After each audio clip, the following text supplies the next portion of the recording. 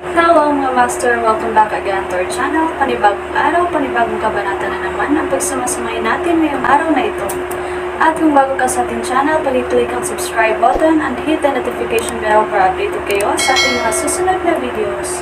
So mga master, bago natin simulan ang ating kabanata ngayong araw na ito, huwag po sana natin skip yung ads mga master no, dahil malaking bagay na po yan sa ating munting channel. So simulan na natin kabanata ngayong araw na ito. Let's go! Kabanata 6421-6440. Kabanata 6421. Dark na sinabi ni Thea. Nauubusan na ako ng oras. Naputol ko na ang aking damdamin at kagustuhan. Gayunpaman, magtiwala ka sa akin, kami pa rin ang asawa at asawa ko. Ikaw ang pinakamahalagang tao sa akin. Pagkatapos ng pagsasalita, ang katawan ni Dark Thea ay nagpakawala ng isang lilang pink na ilaw at nakabalot sa kanila. Pagkatapos, niyakap niya ulit si James. Kaagad pagkatapos, ang ilaw ay lumiwanag na mas maliwanag, at ang dalawa sa kanila ay sa wakas ay nagbahagi ng isang sentimental na sandali ng muling pagsasama. Hindi maipahayag ng mga salita ang kanilang mga damdamin o kilos. Hindi alam ni Dark Thea kung paano pa ipahayag ang kanyang damdamin sa kanya maliban sa pag-alay sa kanya sa kanya. Habang pinagsama ng dalawa ang kanilang mga base sa paglilinang, ang walang bisa ay naiilawan ng mga lilang pink light ray, na bumubuo ng isang rosas na ambon at isang hindi mailalarawan na magandang tanawin. Samantala, nakipagpulong si Hador kay Irian sa isang mahiwagang kaharian sa loob ng mundo ng Ying at isinalaysay ang lahat ng sinabi ni James.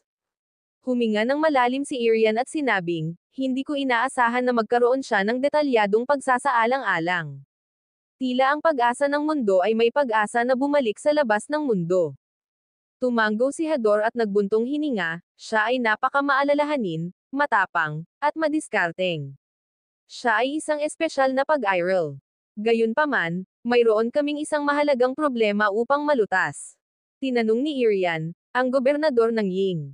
Tumango si Hador, na nagsasabing, oo. Kahit na ang gobernador ng Ying ay nakuhang muli ang kanyang mga nakaraang alaala, nasira na niya ang kanyang emosyon at hangarin. Hindi may iwasang iwanan niya at bumalik sa mundo ng Yang. Ang pagnanais niya sa paghihiganti ay pinigilan ng matagal.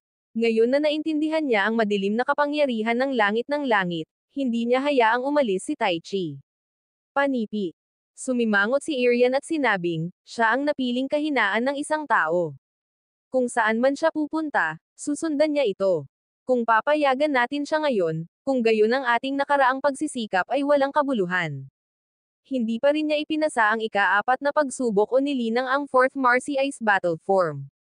Bumantong hininga si Hador, kaya sinasabi mo na hindi niya dapat iwanan ang mundo ng Ying. Ngunit kung pipilitin natin siyang manatili, hindi tayo may iwasang magkaroon ng isang salungatan. Ang gobernador ng Ying ay hindi mas mahina kaysa sa amin ngayon. Kung siya ay lumaban, ang aming relasyon sa napiling isa ay tiyak na maaapektuhan. Nagmamadali ang sinabi ni Irian, may paraan upang mapanatili siya rito. Tinanong ni Hador, ang kalahati ng kanyang pinakahuling gintong katawan. Tumango si Irian at sinabing, oo. Ito lamang ang bagay sa mundo ng Ying na pansamantalang mapanghawakan ang kanyang pagnanais na maghayganti. Umiling-iling si Hador at sinabing, dapat nating tulungan siyang mag-cast ng isang bagong panghuli gininto ang katawan. Mas magiging kaakit-akit ito sa kanya. Nagulat si Irian, ito. Bago siya makatapos ng pagsasalita, ginambala siya ni Hador. May ideya siya tungkol sa kung ano ang gagawin sa gobernador ng Ying, ngunit hindi siya sigurado.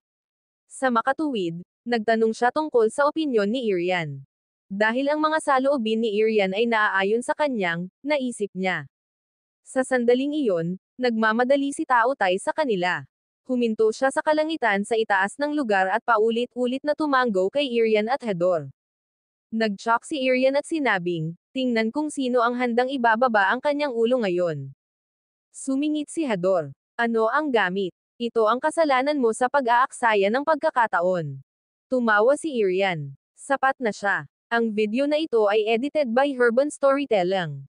Kabanata 6422. Hador ay nagbubuntong hininga ng marahan at umiling nang walang magawa ang kanyang ulo. Si Irian ay malamang na may mas mahusay na relasyon kay James. Para sa kanya na gawin ang kahilingan ngayon ay hindi magalang at hindi naaangkop. Sir Hador, nagsimula si Irian. Inikat ni Hador ang kanyang kamay at ginambala siya, na nagsasabing, tutulungan namin ang napili sa lahat ng aming mga mapagkukunan, at hindi kami makagambala sa parusa ni Tao Tai. Tumahimik si Irian. Si Tao Tai ay nagpakawala ng isang walang pag-asa na daing, pagkatapos ay sumugod sa lugar kung nasaan sina James at Dark Thea. Nang makita niya ang lila-pink na ilaw sa hangin, huminto siya sa kanyang mga track. Bigla, ang boses ni Lizzie ay tumalsik. Kung maglakas loob kang lumapit sa kanila ngayon, palawakin ko ang iyong bibig. Si Tao Tai ay umungol ng walang magawa, ano ang gusto mo? Lizzie sneered, maghintay ka lang. Napakatamad ngunit mayabang. Sino ang pinapayagan ang iyong masamang gawin na mabuo? Hindi nagsalita si Tao Tai. Sigaw ni Lizzie. Hemere, Fennec. Maaari ba kayong dalawa na huminahon ng kaunti? Napakapinalamanan mo na. Sa sandaling iyon, isang magandang babaeng may buhok na pula ang lumipad mula sa lila-pink na ilaw at lumitaw bago si Tao Tai. Malinaw na sinabi ni Dark Thea, gaano ka manggahas na mapang-api ang aking tao. Sa buhay na ito, karapat-dapat ka lamang na maging isang bundok. Pagkatapos magsalita, itinaas niya ang kanyang kamay, at isang malaking itim na lotus ang lumitaw sa likuran niya. Libo-libong mga maliit na itim na lotus ang lumitaw mula dito at mabilis na napapalibutan si Tao Tai. Pagkatapos, isang lila-pink na ilaw ang nakapaligid sa napakalaking katawan ni Tao Tai, na naging dahilan upang siya ay mag-ungol ng isang nakalulungkot na pagngangalit. Wow! Ang asawa ni Master ay sobrang cool. Inilipat ni Lizzie ang kanyang mga paa sa loob ng Years 1 Genesis Bell habang hinahangaan si Dark Thea.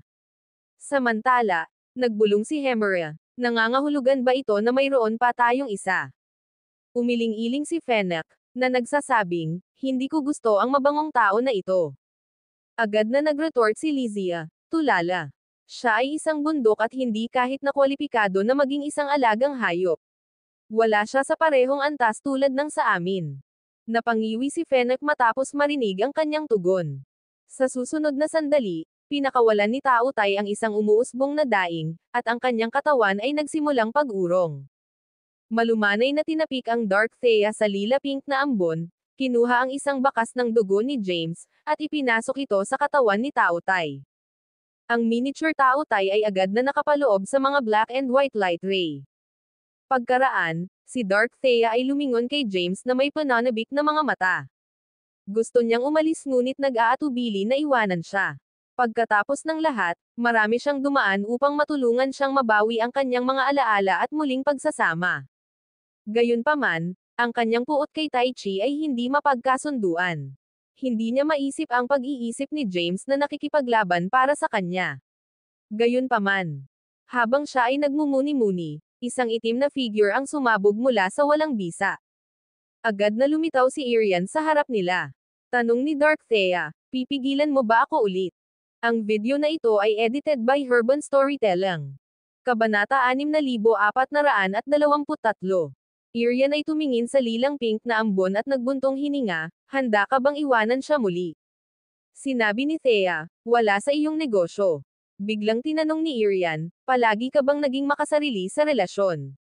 Si Thea ay nakuha. Mabilis na hinikayat ni Irian, isang malaking pagpapala para sa kanya na dumating sa mundo ng Ying. Gamit ang kanyang karunungan at talento, hindi na siya magtatapos sa isang kakilakilabot na sitwasyon kung maaari siyang linangin ng walang mga abala. Nagdulot ka na sa kanya ng labis na problema. Hindi mo ba mapigilan ang paghihiganti sa iyong puso ng ilang sandali at payagan siyang lumago ng isang beses? Itinaas ni Thea ang kanyang ulo, huminga ng malalim, at nanatiling tahimik. Same time na sinabi ni Irian, hindi mo nais na makisali siya sa pagtatalo sa pagitan mo at Tai Chi, ngunit bahagi na siya ngayon. Si Tai Chi ay lubos na nakakaalam sa iyong relasyon sa kanya. Alam mo at pareho akong hindi mapaniniwalaan at walang awa. Bukod dito, dapat mong malaman kung magkano ang mga ugnayan ni James at hustisya. Kung umalis ka ngayon, talikuran niya ang pagkakataon na makakuha ng higit na mga buns at habulin ka ng walang pag-aatubili. Hindi niya maabot ang ranggo ng Declan na may panghuli lamang na gintong katawan. Natatakot ako na baka magtapos siya tulad ng ginawa mo. Nang makita na si Thea ay nanatiling walang malasakit, inilagay ni Irian ang kanyang kamay sa likuran at nagbuntong hininga, alam kong tinalikuran mo na ang iyong damdamin. Kung igiit mong maging walang awa, kung gayon walang makakapidyo sa iyo. Pinanganib niya ang kanyang buhay upang maibalik ang iyong mga alaala. Bakit hindi mo isaalang-alang na bago gumawa ng desisyon? Nahaharap sa pag-uusap ni Irian, si Dark Thea ay hindi inaasahang kalmado at hindi nagalit. Inamin niya na tama si Irian, ngunit gayunpaman, mayroon siyang mga dahilan. Kung hindi niya mapupuksa ang Tai Chi at ang batas ng Tai Chi, pati na rin maghiganti sa pagpilit na muling mag-reincarnate ng 81 beses, kung gayon imposible para sa kanya na tumuon sa isang relasyon. Bumantong hininga si Irian, hiniling ka ni Sir Hador na manatili. Mayroon siyang regalo para sa iyo. Kahit na nais mong maghiganti, ang madilim na langit na landas na linya lamang ay hindi sapat. Kailangan mong kahit papaano ipasok ang ranggo ng Zeklan, di ba? Biglang itinaas ni Dark Thea ang kanyang ulo at tinanong, handa ba siyang tulungan na muling itayo ang isang tunay na gintong katawan para sa akin? Malamig na sinabi ni Irian, hindi ito makakatulong sa iyong ngunit para sa kapakanan ng napili. Dark Thea dahan-daang ipinikit ang kanyang magagandang mata, ayaw pa ring manatili. Nagsisimula ng mag-alala si Irian nang biglang sumigaw si James mula sa makapal na lilang pink na ambon. Thea, nasaan ka, mahal? Panipi. Nalulugod si Irian nang marinig ang nababalisa na tinig ni James. Sa kabilang banda, si Dark Thea ay nagpanik. Ginamit niya ang epekto ng hypnotizing ng Dark Heaven Path Power upang mailagay siya sa isang estado na tulad ng panaginip upang siya ay umalis. Sa hindi inaasahan, mabilis na nagising si James at hinahanap na siya. Thea. Sumigaw ulit si James, pagkatapos ay agad na inihagis ang form ng Don Blaze at lumitaw sa harap niya. Narito ka rin. Sinabi ni Irian, magmadali at hikayatin ang Dark Thea kaagad na sinaktan ni Irian si Irian na may ilaw na lilang pink at kumatok sa kanya. Bumantong hininga si James, na nagsasabing, honey, si G. Irian ay isang kaibigan. Tingnan natin na magkasama si Hador. Tila gumawa ng desisyon si Thea. Hinawakan niya ang kamay ni James at nawala. Sa sandaling iyon, si Tao Tai, na may hawak na Years 1 Genesis Bell sa kanyang bibig, umungol at umungol. Gayunpaman, walang nagbigay ng pansin sa kanya, at hindi siya sigurado sa kung ano ang gagawin. Ang video na ito ay edited by Herban Storytelling. Kabanata 6424. James at Thea ay lumitaw sa isang mahiwagang ipinagbabawal na lupain ng mundo ng Ying. Agad silang nakita ang isang maliit na bilog na talahanayan na naglabas ng isang malabong ilaw. Ang isang masayang, maluho na pagkain at 3 garapon ng kaguluhan ay inihanda. Ang host, si Hador, gayunpaman, ay wala nang makikita. Matapos mabigla sandali, si James ay ngumiti ng mahinahon, ano ang ginagawa ni Hador? Ano ang isang pagmamalabas? Dark Thea sneered at hinayla si James na umupo sa paligid ng mesa. Tiningnan ni James ang masarap na pagkain sa mesa at sinabing, ang gayong mahiwagang kapangyarihan. Ano ang ginawa nila? Sumagot si Thea, ito ay kataas-taasang libo. Sigurado siyang mapagbigay. Nalito sa mga salita ni James, tinanong niya, ano iyon? Hindi nagsalita si Thea. Isang chuckle ang nagmula sa likuran ni James at sinabing, ginawa ito ng ugat ng hamog na nagyelo, karne ng snow fox, lila na mist icam, mga mata ng hayop. Habang naglalakad, ang iba't ibang mga pambihirang mga halamang gamot ay nakalista. Natigilan si James sa sagot. Sinabi ni Hador na nakangiting, ang kataas-taasang libo ay ginawa sa pamamagitan ng pag-fusing at pagluluto ng mga libong uri ng mga halamang gamot at gawa-gawa ng mga bagay sa loob ng Jarian Cauldron. Naglalaman ito ng misteryosong kakanyahan at maaari itong balansehin ang Marcy Ice at mga kapangyarihan sa kasaysayan. Linisin din nito ang iyong kaluluwa at maalis ang karma. Maaari itong mapabuti ang iyong ranggo ng paglilinang at kapangyarihan ng labanan. Tiningnan ni Hador si James na may isang mahiwagang ngiti at sinabi, kung kumonsumo ka ng pagkain ng kataas-taasang libo, ang iyong lakas ay tataas na parang gumugol ka ng 81 entrap ox na nagtatanim. Ito ay isang bihirang pagpapala. Si Irian, Tao Tai, at Yuka ay palaging nais na subukan ito. Gayunpaman, hindi sila nagkaroon ng pagkakataon. Huminga ng malalim si James at sinabing, pagkatapos kong ubusin ko ang pagkain na ito, papasok na ba ako sa ranggo ng Zeklan? Panipi. Tumawa si Hador, umiling-iling, at sinabing, hindi, ngunit malapit ka sa ranggo ng Zeklan. Lumingon si James kay Dark Thea at sinabi ng excited, ano pa ang hinihintay mo? Kumain ka, panipi. Pagkatapos magsalita, sinimulan ni James na ibagsak ang pagkain. Gayunman, si Dark Thea ay nakaupo sa tapat niya at hindi kinuha ang kanyang mga kagamitan. Napanood lang niya si James na kumakain ng maligaya at hindi pangkaraniwang tahimik. Maya-maya, itinaas ni James ang kanyang ulo. Napagtanto niya si Dark Thea at wala pang kinakain si Hador. Kinuha, tinanong niya, bakit hindi kayong dalawa na kumakain? Masarap ito. Tanong ni Hador sa sorpresa, natapos mo na ba ang lahat? Dark Thea ay igulong ang kanyang mga mata sa kanya. Tumingin si James sa maliit na bilog na mesa at nakita ang mga walang laman na pinggan. Ang kanyang mukha ay agad na sumabog sa kahihiyan. Malamig na sinabi ni Dark Thea, handa ka na rin para sa iyo. Natatakot ako na kakailanganin mo ng oras upang pinuhin ang enerhiya. Malapit nang magsalita si James nang sumabog ang isang nagngangalit na apoy mula sa kanyang katawan at dumaloy sa kanyang mga meridian.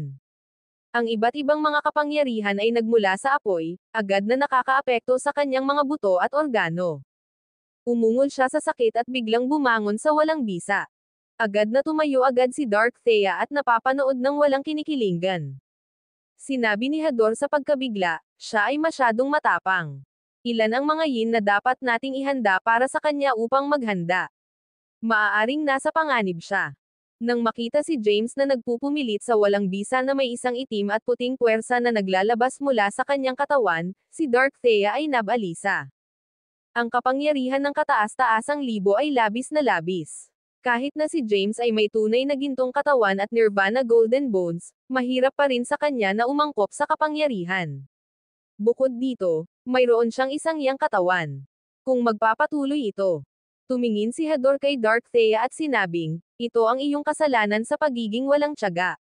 Mayroon ka bang lakas upang matulungan siya? Sinulyapan siya ni James at sinabing, bakit ka nakakainis? Bumantong hininga si Hador. Ang pagkakaroon ng iyong emosyon at pagnanasa ay hindi kinakailangang gawin kang walang awa. Dahil hindi mo siya matutulungan, makakahanap lamang ako ng isang powerhouse mula sa mundo ng Ying hanggang. Ang video na ito ay edited by Herban Storytelling. Kabanata 6425. Dark Thea ay agad na nagambala sa kanya, na nagsasabing, huwag mong isipin ito. Pupunta ako. Pinigilan siya ni Hador at sinabi ng mapaglarong, maghintay ng 1 minuto. Marami siyang kaguluhan sa kanyang katawan. Matapos niyang kumain ng kataas-taasang libo, siya ay isang bola ng apoy. Kung pupunta ka ngayon, hindi ka makakapagbigay ng maraming tulong at maaaring masipsip pa rin. Bigyan mo siya ng ilang oras. Tinulungan ko kayong dalawa na gumawa ng mga kinakailangang paghahanda upang walang mangyari sa kanya. Ito ay isang mahalagang bagay sa buhay at kamatayan. Walang sinabi si Dark Thea. Naupo si Hador sa round table at sinabing, dapat mong isipin ang tungkol sa iyong mga problema sa halip. Huminga ng malalim si Dark Thea, tumingin kay Hador, at tinanong, tutulungan mo ba akong magtapon ng isang tunay na gintong katawan? Tinanong ni Hador, iyon ba ang dahilan kung bakit ka nanatili? Si Dark Thea ay tumahimik. Sinabi ni Hador na time, maaari kang maging walang awa sa ibang tao ngunit hindi sa kanya. Natatakot ka na ang madilim na kapangyarihan ng langit ay magpapahina, at ang iyong pinakamalaking card ng Trump ay mawawala kung mananatili ka sa kanya ng masyadong mahaba. Dark Thea clenched ang kanyang kamao pagkatapos mailantad. Mahinahon na sinabi ni Hador, huwag kang mag-alala. Tutulungan kita na magtapon ng isang tunay na gintong katawan. Gayunpaman, mayroon akong kondisyon. Kailangan ko ang napili at manatili ka sa mundo ng Ying. Siya squinted at sumagot, ang mga pinsala ni Tai Chi ay halos gumaling. Dapat kong gamitin ang pagkakataong ito upang patayin ang kanyang clone. Agad na tumutol si Hador, hindi mo kaya. Kahit na pinagkadalubhasaan mo ang madilim na langit na landas ng landas at maaaring mapakilos ang masamang kapangyarihan, mawawala ka pa rin. Maaari ka ring mahulog sa kanyang bitag. Tinanong ni Dark Thea, bakit? Sumagot si Hador, ang light langit na landas. Natigilan si Dark Thea. Sinabi ni Hador na walang magawa, sa palagay mo ba maaari mo siyang talunin lamang sa madilim na kapangyarihan ng langit na landas? Maaaring hinulaan na ni Tai Chi at nakuha ang iyong pinakamalaking nemesis, ang magaan na landas ng langit. Kung wala ang tulong ni James, wala kang magagawa. Karamihan sa mga ito, maaalis mo lamang ang ilan sa kanyang mga subordinate. Sumimangot si Hador, pagkatapos ay nagpatuloy, na nagsasabing, mayroon din akong isang mahalagang piraso ng impormasyon para sa iyo. Ang gobernador ng Yang ay nag-set up ng isang apat na simbolo ng pagbuo sa labas ng walang bisa niin. Sa sandaling 2 hakbang ka sa labas, mamamatay ka ng malungkot. Panipi. Madilim na snort ang hindi kanais-nais na, ang gobernador ng Yang. Panipi. Bumantong hininga si Hador, bumalik siya kasama ang kanyang lakas ng rurok. Bukod dito, pinagpala siya ng mga kapangyarihan ni Tai Chi. Ang hula ko ay naabot niya ang ika-6 na ranggo ng Zeklan. Hindi kami tatayo ng isang pagkakataon kahit na ikaw at ako ay nakikipagtulungan. Sumimangot si Dark Thea at tinanong, ang ika-6 na ranggo ng Zeklan. Paano mo malalaman? Panipi. Sumagot si Hador, ang kanyang 4 na simbolo ay nakarating na sa pangalawang ranggo ng Zeklan. Gaano katindi ang palagay mo? Si Dark Thea ay tumahimik. Sinabi ni Hador, kung hindi ko nakuha ang balitang ito, hindi ko bibigyan si James ng kataas-taasang libo upang mapagbuti ang kanyang lakas ng labanan hanggat maaari. Tiningnan niya si James, na sumisigaw sa sakit, at dahan-daang ipinikit ang kanyang magagandang mata. Masigasig na sinabi ni Hador, all right. Pumunta tulungan siya. Matapos kong palayasin ang isang tunay na gintong katawan para sa iyo, makakatulong ito sa iyo na maabot ang ika-6 na ranggo ng Zeklan. Pagkatapos lamang ay maprotektahan mo ang napiling isa at ligtas siyang mamuno sa labas. Kahit na hindi natin papatayin si Tai Chi ngayon, mabagal nating maputol ang kanan at kaliwang kamay para sa paghihiganti. Wala pang sinabi si Dark Thea. Agad siyang sumugod kay James at tinawag ang isang lila-pink na ilaw upang mapalawak ang mga ito. Pagkatapos, dahan-daang bumaba sila sa ipinagbabawal na lugar. Tiningnan sila ni Hador, tumayo, at sinabing, mag-iwan ako at hindi ako makagambala sa dalawa. Huwag kalimutan na ipaliwanag ang mga pusta sa kanya. Samantala, pupunta ako ng solusyon. Pagkatapos magsalita, nawala si Hador sa isang flash. Ang video na ito ay edited by Herban Storytelling. Kabanata 6426. Manan, Lucille, na nasa templo ng Zevecha, ay nagbukas ng kanyang mga mata. Matapos manatili sa pag-iisa para sa isang entrepok, siya ay ganap na nagbago at muling ipinanganak. Hindi masama, mayroon kang isang 6 na bituin na kapangyarihan ng labanan ngayon. Sa sandaling iyon, ang isang banayad, matatandang tinig ay nagmula sa pasukan. Agad na bumaba si Lucille sa lupa sa pagkabigla. Ngumiti si Hador at naglakad gamit ang kanyang mga kamay sa likuran niya. Tinanong niya, sino ka? Pinaihit ni Hador ang kanyang puting balbas at sinabi na nakangiting, dapat mong tawagan akong iyong lolo. Panipi. Madaling lumuhad si Lucille at sinabi, isang karangalan na makilala ka. Panipi.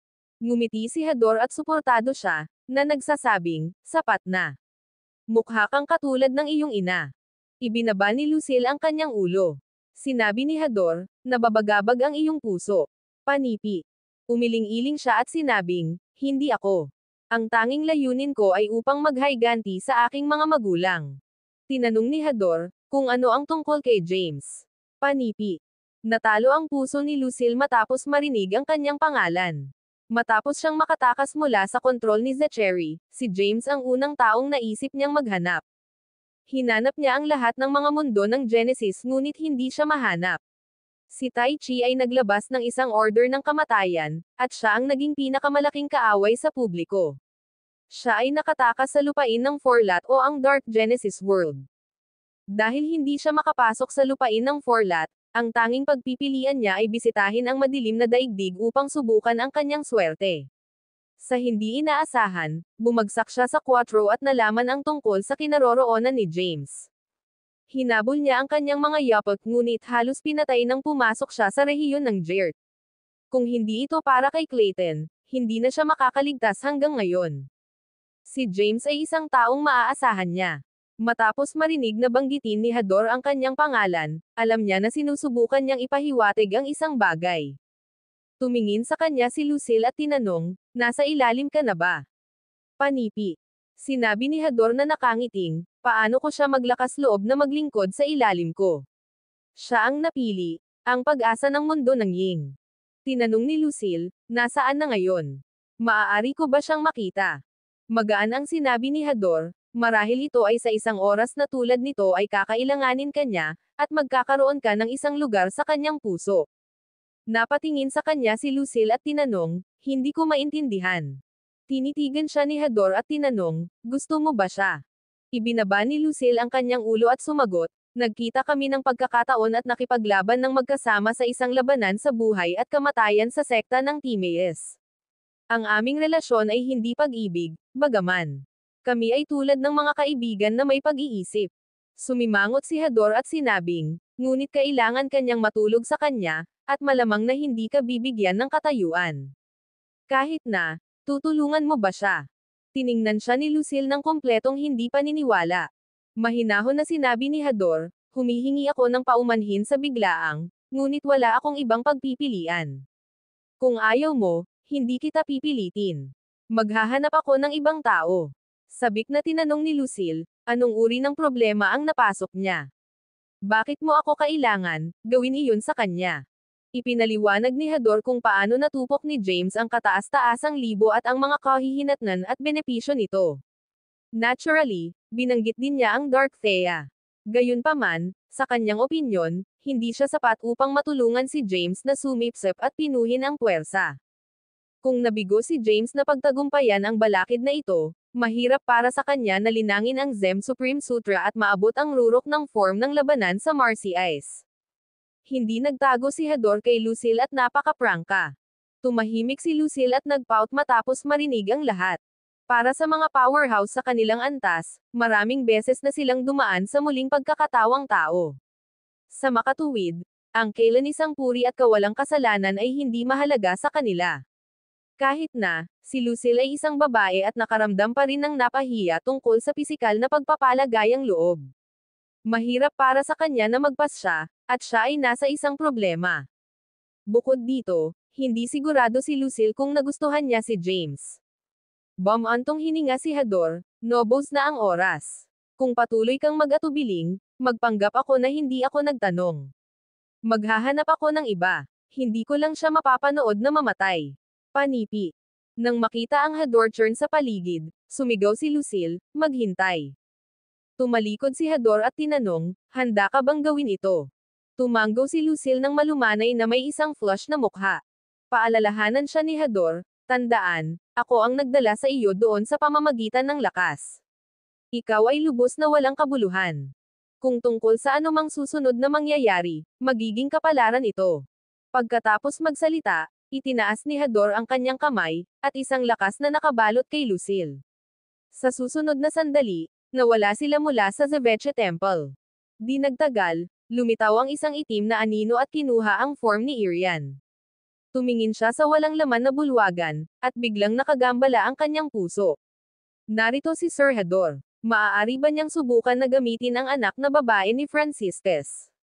Sa sandaling iyon, lumakad si Clayton gamit ang isang gourd ng alak at tinanong, "Ano ang mali?"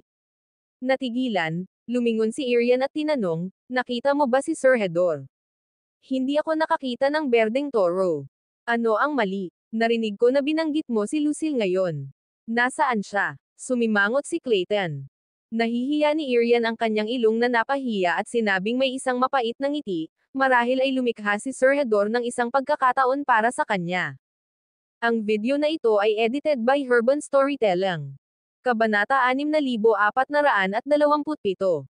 Sandali. Ang mahiwagang ipinagbabawal na lugar ay napuno ng kulay rosas na ilaw. Ang mga hininga at tinig ng Thea, na naghahadyos ng isang napaka-erotikong kapaligiran sa lugar. Si James ay tulad ng isang hayop, pinino ang kapangyarihan mula sa kataas-taasang libo sa pamamagitan ng kasiyahan sa kanyang mga primitive na pangangailangan. Ang kanyang dalisay na yang nakatawan ay nakipag-ugnay sa purong yin body ni Thea. Ang mga makapangyarihang puwersa ng yin at yang ay nabuo ng isang umiikot na itim at puting payong na tulad ng hadlang sa walang bisa, na sinipsip sa mga kapangyarihan mula sa nakapalibot na mga planeta at nagdulot ng isang bagyo. Si Lucille, na ipinadala sa lugar, ay ganap na natigilan. Bago siya magreaksyon, siya ay nakapaloob sa pamamagitan ng isang lila-pink light at kinaladkad sa umiikot na hadlang.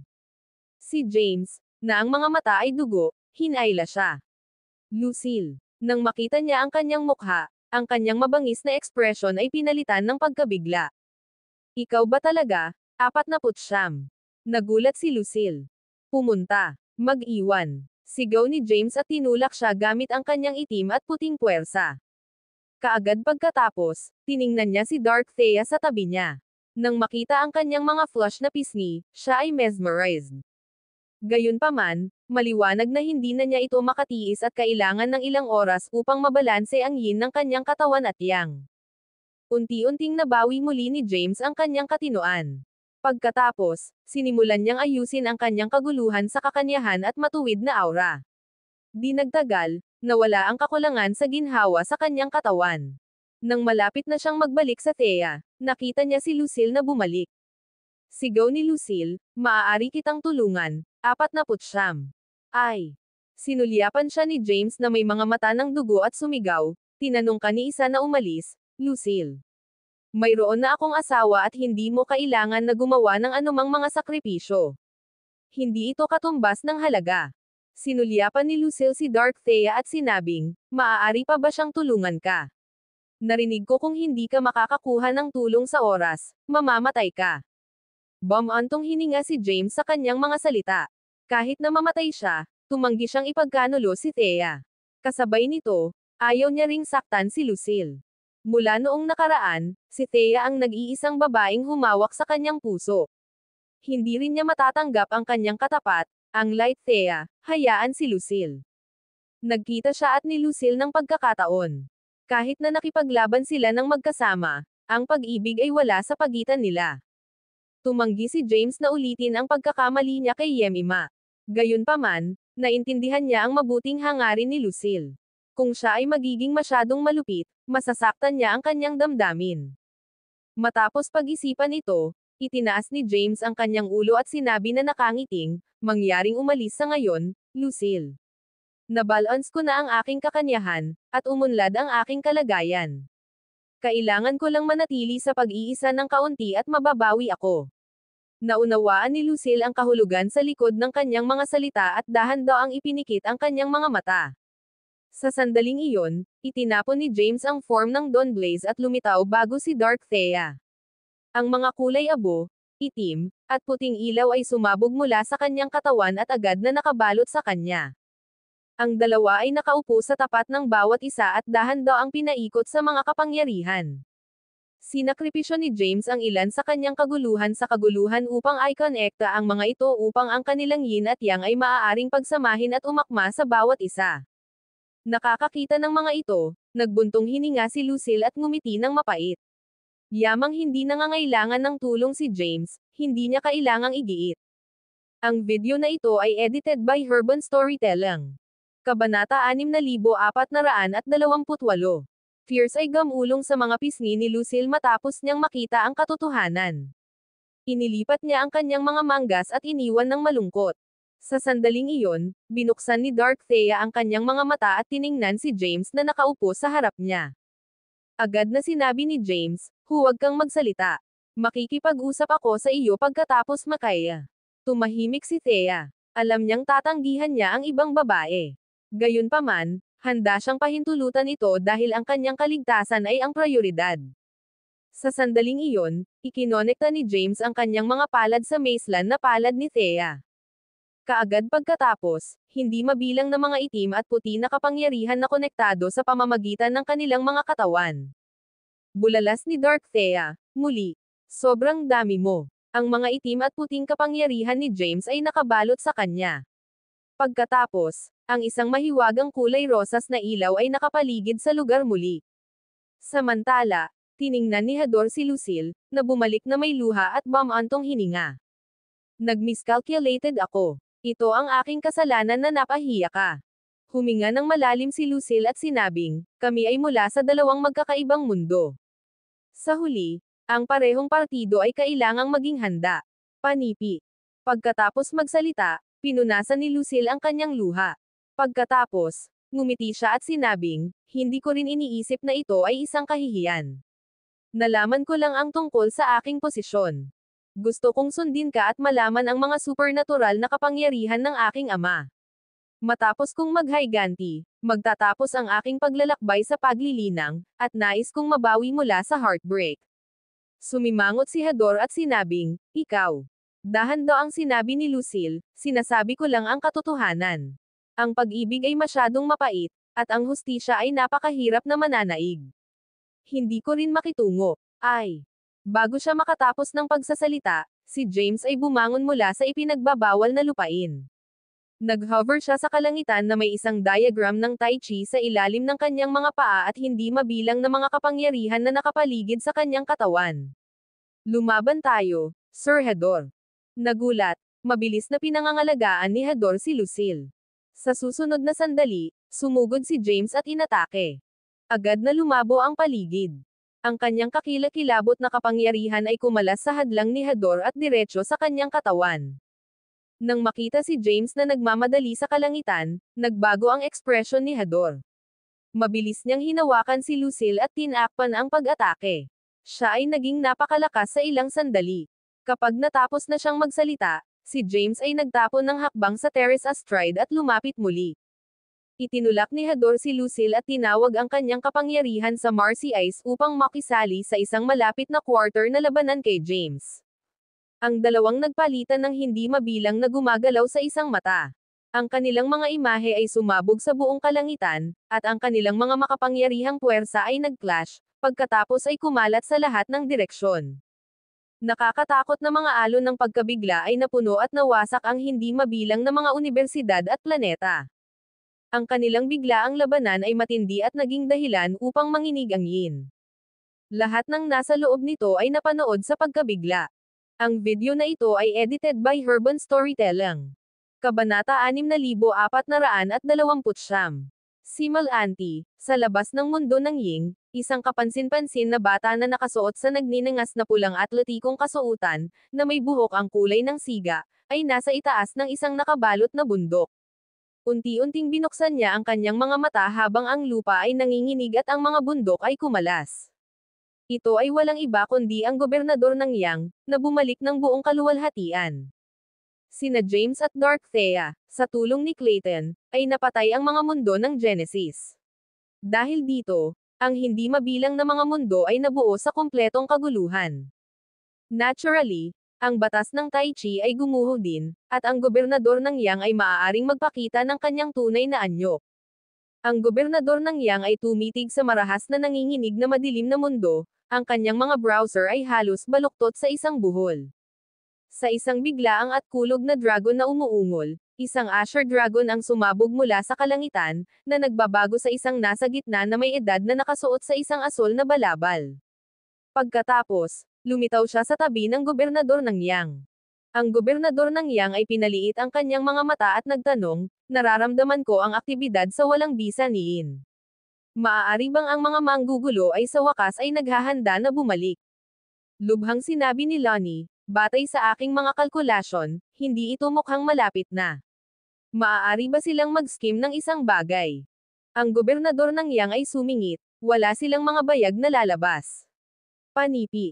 Tiningnan ni Lonnie ang gobernador ng Yang at nagbuntong hininga, ipinagkatiwala sa amin ni Tai Chi ang misyon upang lupigin ang lupain ng Forlat at alisin ang napiling pundasyon ng isang tao. Ngunit sa aming matagal na pananatili dito, natatakot ako. Panipi. Sinulyapan siya ng gobernador ng Yang at sinaway, at dapat kang maging pinuno ng 4 na mga simbolo. Paano ka madaling magulat? Hindi kinakailangan para sa amin na personal na alagaan ang mga mahina sa lupain ng Forlat. Iwanan lamang ito sa mga naabot na lamang ang rurok ng Urs One Day ranggo ng ikasyam na kapigatian at din ang ranggo ng Quasi-Declan. Panipi. Nahuli si Lonnie at tumigil kaagad sa pakikipag-usap. Kinuha ng gobernador ng Yang ang kanyang mga ngipin at sinabing, ngayon ay hihintayin ko na lang ang bastard na iyon, si James. Sa pamamagitan lamang ng pagpatay sa kanya at pagkuha ng gobernador ng Yin ay mabuburil ko ang kahihiyan na kanilang ginawa sa akin. Ibinaba ni Lonnie ang kanyang ulo at nanatiling hindi sumasagot. Inutusan ng gobernador ng Yang si Dominic Lee, pumunta at magtanong tungkol dito. Gayun din, ano ang pag-unlad ng pag-atake ng White Tiger at Vermilion Bird sa Skynet? Itinaas ni Lonnie ang kanyang ulo at nagbulong, Panginoon ko, na. Ang gobernador ng Yang ay sumulyap sa kanya at tinanong, sinusumpa mo ba ang aking mga order? Nagmamadali si Lonnie na lumuhad sa takot at sinabing, no. Ako lang. Bago siya makatapos ng pagsasalita, ang isang tigre ay umuungol mula sa kanang bahagi ng walang bisa. Ang isang puting tigre na nakapaloob sa kapangyarihang pangkasaysayan na sisingilan, mabilis na nagbabago sa isang binata na pinalamutian ng isang puting balabal. Pagkatapos, agad siyang lumuhad sa harap ng gobernador ng Yang. May masamang nangyari, Panginoon ko. Nasaan ang Vermilion Bird? Nagdilim ang mukha ng gobernador ng Yang. Itinaas ng binata ang kanyang ulo at sabik na sumagot, siya ay nakulong sa loob ng 30 Grand Formation. Natatakot ako na ang mga logro ay laban sa kanya. Ang galit ng gobernador ng Yang ay lumitaw. Agad niyang hinawakan ang kwelyo ng binata at umungal, ikaw ay walang kakayahan na tanga. Ang pinakamalakas sa Skynet ngayon ay ang makalangit at makamundong sambong. Kayong dalawa ay nasa ikalawang ranggo ng Zeklan ngunit hindi mahawakan ang mga ito. Mabilis na umiling-iling ang binata at sinabing, ipinaliwanag ako ng Ellet. Si Igor at Herodias ay nagpakita. Itinaas ng gobernador ng Yang ang binata mula sa lupa, na naniniwala na ito ay isang walang kamali-mali na kasinungalingan. Mabilis na hinawakan ni Lonnie ang kanyang mga kamay at nakipag-ugnay, na nagsasabing, si Igor at Herodias ay gumagamit ng kapangyarihan ng Turta, aking Panginoon. Sila ay walang kapantay na mga nilalang sa loob ng kakaibang espasyo ng Turta. Ang video na ito ay edited by Herban Storytelling. Kabanata 6430. Ang gobernador ng Yang ay umungol, naniniwala ka ba na ang kanyang kalokohan? Ang batas ng mga landas ay nabilanggo na sina Yegor at Herodias. Paano sila? Ipinaliwanag ni Lonnie, nabilanggo sila sa kakaibang espasyo ni Turta. Ang gobernador ng Yang, na galit, biglang nagyelo. Walang sino man ang nagpapalam sa kanya ng pag-unlad na ito. Matapos ang isang maikling katahimikan, itinapon niya ang binata at biglang tumayo. Tila dapat kong harapin ang mga ito ng personal. Nag-ambag din sina Herodias at Yegor sa aking malaking kahihiyan. Sa sinabi nito, lumingon siya kay Lonnie at inutusan, bantayan ang lugar na ito. Nang umalis si James sa walang bisa ni Yin, mag-ulat sa akin kaagad. Matapos iwanan ang mga salitang ito, nawala siya. Tumayo si Lonnie na may pawis na ibinubuhos ang kanyang mukha. Ang kanyang ekspresyon ay sumasalamin sa takot ng isang makitid na pagtakas mula sa isang sakuna. Samantala, ang buong mundo ng Ying ay nahulog sa kaguluhan.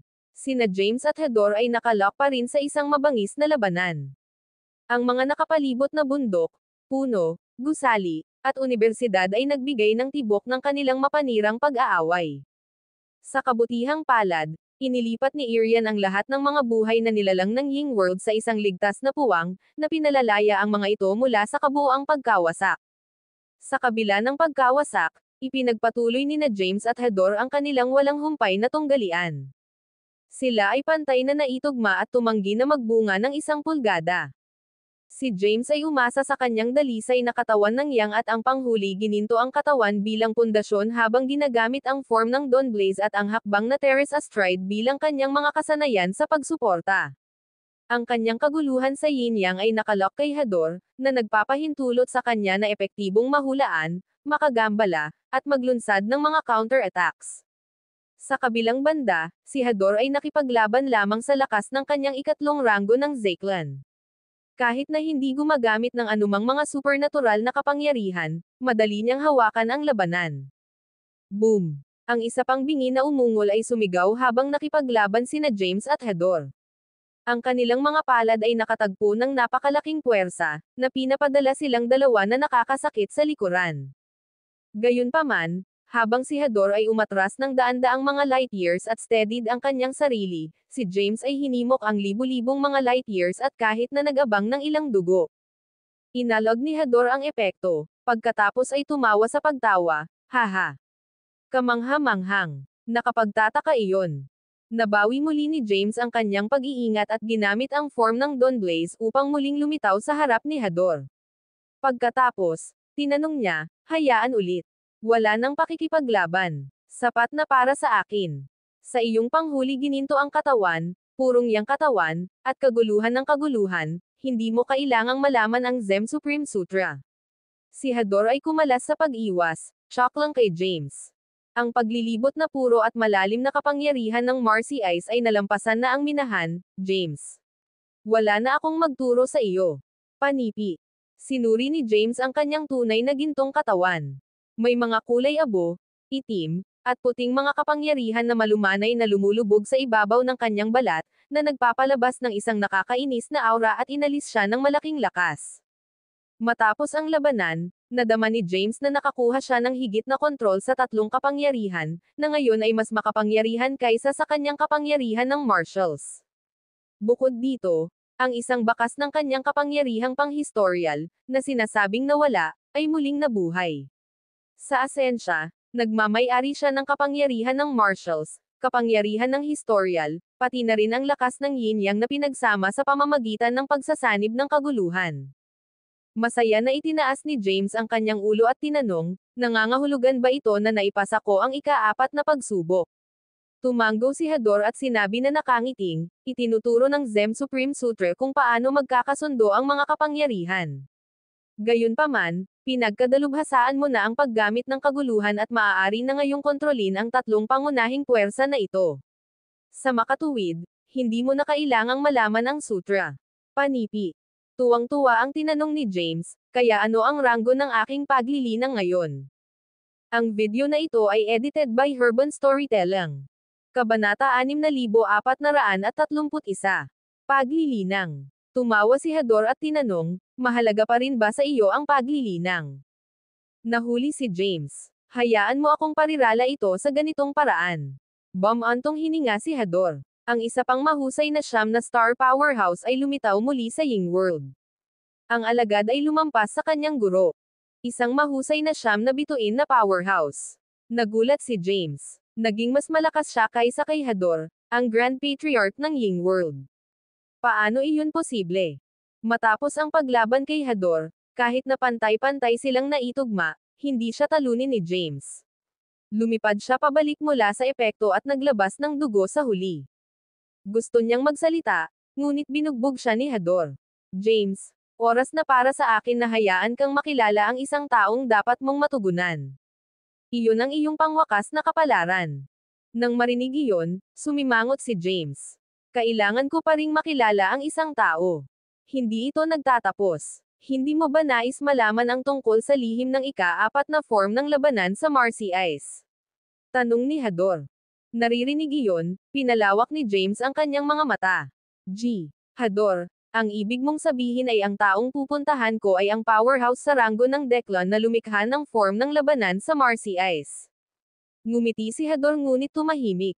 Nakatitig siya kay James. Sabihin ang isang bagay, hinikayat si James na sabik. Bibigyan kita ng ilang oras upang makausap ang iyong asawa. Gamit ang kanyang mga kamay sa likuran, ngumiti si Hador at sinabing, pagkatapos, sasalubungin namin ang taong nais mong matugunan. Panipi. Ngayon, alam ni James na sigurado na makakasalubong niya si Yanni, ang taong lumikha ng form ng labanan sa Marcy Ice. Hindi niya mapigilan ang kanyang kaguluhan.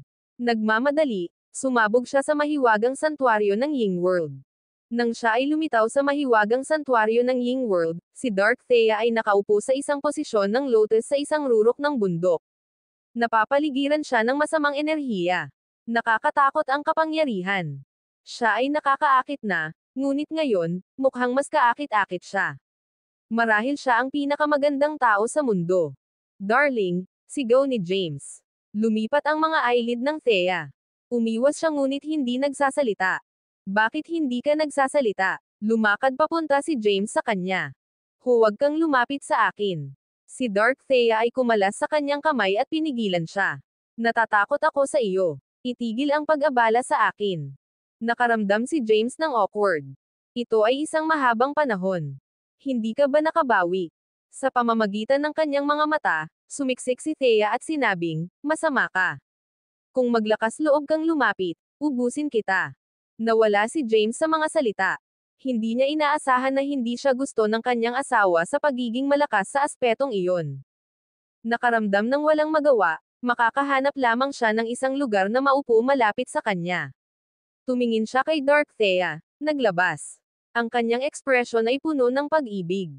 Nang makaramdam si Dark Thea tungkol sa pagiging tinitigan ng mahabang panahon, sinabi niya, ako ay nasa gilid ng pagiging isang demonyo. Hindi ko makikilala ang sinuman. Nonsense. Pinaihit ni James ang kanyang mga mata.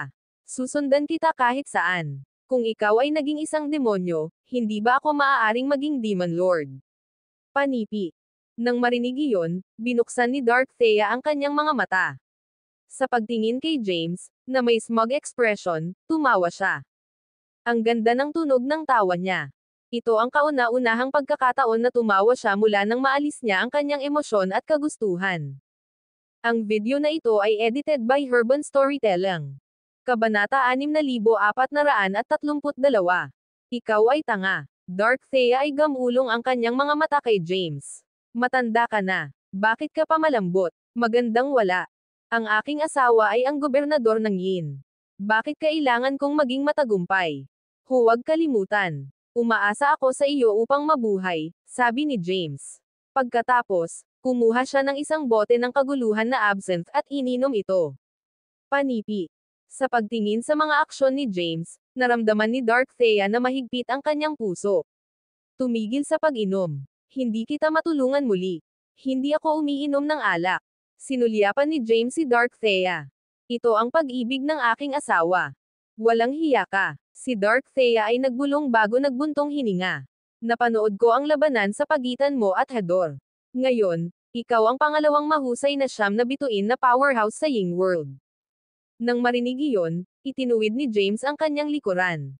Oh, oo, naguguluhan ako tungkol dito. Sinasabi ng lahat na ako ay isang mahusay na siyam na star powerhouse, ngunit naglalabas ako ng dugo dahil sa isang siyam na bituin na pag-atake ng powerhouse. Paano ito maipaliwanag? Maraming mga aspeto para dito. Nakatutuwang, sinabi ni Dark Thea. Una, mas mahusay siya sa paggamit ng kanyang supernatural na kapangyarihan kaysa sa iyo. Pangalawa, mayroon siyang higit na karanasan sa labanan. Pangatlo, ang iyong ranggo ng paglilinang ay hindi kasing taas ng kanya. Pang-apat, ang iyong dalisay na katawan ng Yang ay naging matagumpay, kaya ang tatlong kapangyarihan sa iyong katawan ay hindi pinagsama. Panipi. Nang marinig iyon ni James, nagulat siya. Hindi ba nangangahulugang mas mahina ako kaysa sa isang siyam na star powerhouse? Sinasabi namin na ikaw ay isang mahusay na siyam na star powerhouse dahil nakilala mo ang lahat ng mga kondisyon ng isang mahusay na siyam na star powerhouse. Pasensya na, ipinaliwanag ni Dark Thea. Kapag nakatagpo ka ng taong iyon at nakuha ang mana ng ika-4 na form ng labanan ng Marcy Ice, ikaw ay magiging isang aktwal na mahusay na siyam na star powerhouse. Napabuntong hininga si James. Ngunit nais kong malaman kung ano ang ranggo ng paglilinang na naruroon ko ngayon. Sumagot si Dark Thea. Ang pick ng Yearswandale ranks 9th Tribulation. Nang marinig iyon, tumayo si James mula sa lupa. Bulalas niya, sa wakas ay naging isang powerhouse ba ako sa rurok ng ika-9 na pagdurusa ng Yearswandale.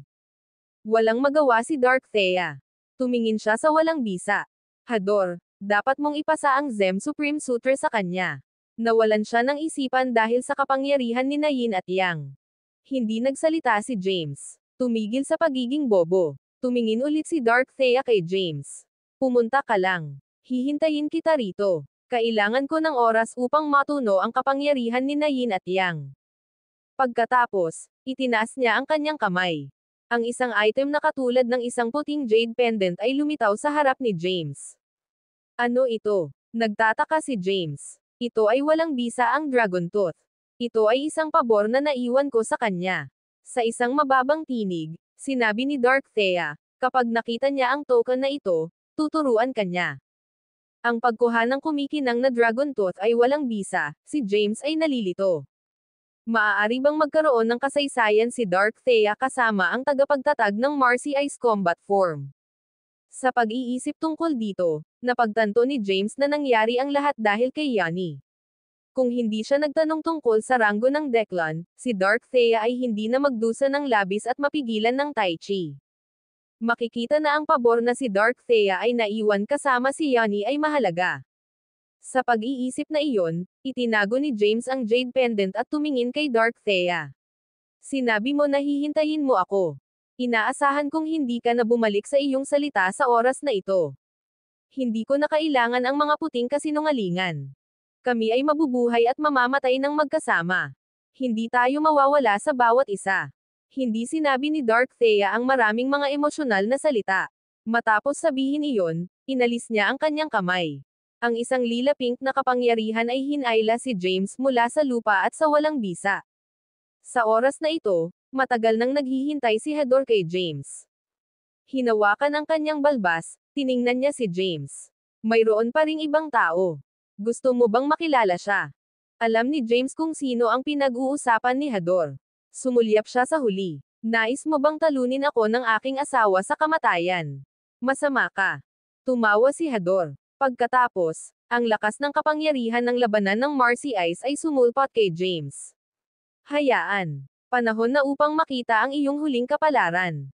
Isang itim na ilaw ang sumabog. Isang matandang lalaki at isang binata ang nawala mula sa walang bisa.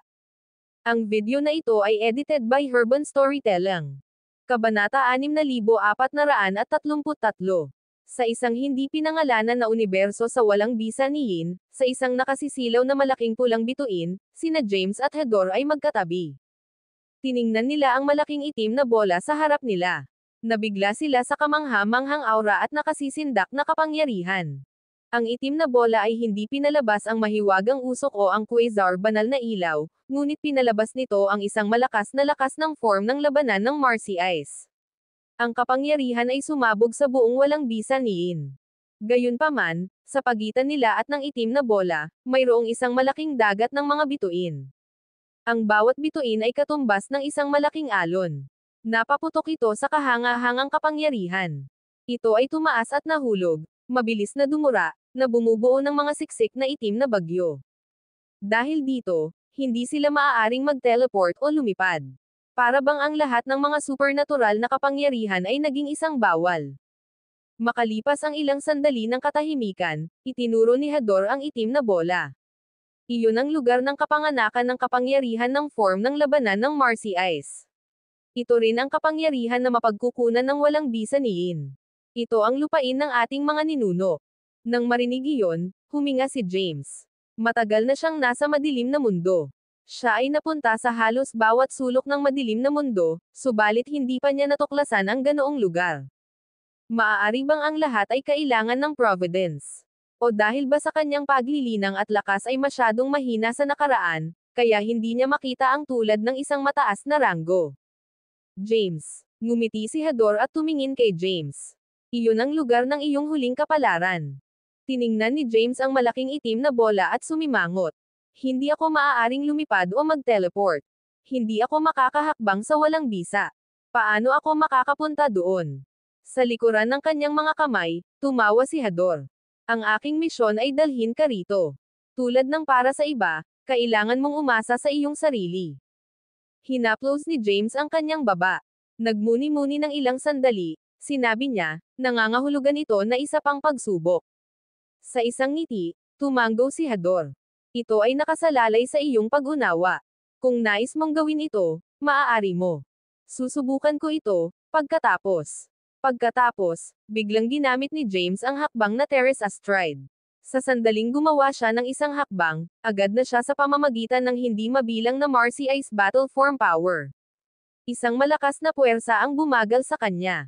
Sumimangot si James. Kaagad, gumawa siya ng isa pang hakbang. Dumaan siya sa paglaban. Pagkatapos, natagpuan niya ang kanyang sarili sa kalangitan sa itaas ng bagyo ng Black Sea of Stars. Sa kabutihang palad, sumigaw siya, G. Hador, may pintuan. Kaagad, nabalisa si Hador. Kailangan mong mag-ingat. Hindi ito biro. Kung gumawa ka ng isang maling hakbang, magdurusa ka sa hindi mabilang na mga pagdurusa. Pagkatapos, nakita niya si James na napalayo ng hindi mabilang na mga bagyo. Agad na natupok si James ng kahanga-hangang kapangyarihan. O hindi, nabigla si Hador. Gumawa siya ng isang hakbang na nagmamadali ngunit bumalik sa pamamagitan ng mga bagyo. Nabigo ni Hador ang kanyang sarili. Balisa, tiningnan niya si James, na natupok ng mga itim na bagyo. Pagkatapos, ang pagkabigla ay naging kaligayahan. Ito ay dahil si James ay naglabas ng mga bagyo sa pamamagitan ng paggamit ng form ng Dawnblaze. Sa hakbang na Terrace Astride, lumakad siya papunta sa malaking itim na bola. At ang bawat hakbang na kanyang kinuha, isang bola ng itim at puting ilaw ay lilito sa ilalim ng kanyang mga binti. Nang gumawa siya ng susunod na hakbang, ang nakaraang bola ng black and white light ay sesabog. Ito ay puno ng panganib.